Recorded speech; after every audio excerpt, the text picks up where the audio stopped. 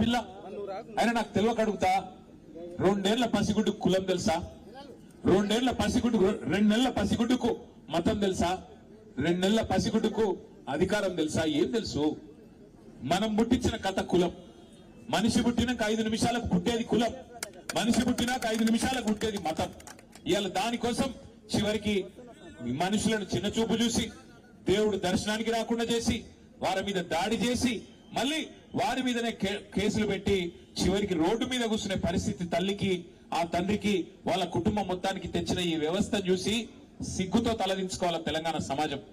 ఇవాళ నేను ఇక్కడ రాజకీయం మాట్లాడడానికో రాజకీయం చేయడానికో రాలేదు. నేను స్థానిక ఎమ్మెల్యే గారిని కూడా కోరుతా ఉన్నా, స్థానిక ఎంపీ గారిని కూడా కోరుతా ఉన్నా. హంతకుడు ఎవడైనా హంతకుడే. వాడు ఏ పార్టీ వాడైనా, ఏ పార్టీ వాడైనా వాడిని ఖచ్చితంగా శిక్షించాల్సిందే. 8 మంది ఈరోజు ఈ హంతకుల ముఠా కలిసి ఆ పాపను హత్య చేసింది. ఆ 8 మందిని జైల్లో పెట్టాలా, ఆ 8 మందిని ఖచ్చితంగా హత్యా నేరం కింద అరెస్ట్ చేయాలన్నదే మా ప్రధానమైన డిమాండ్.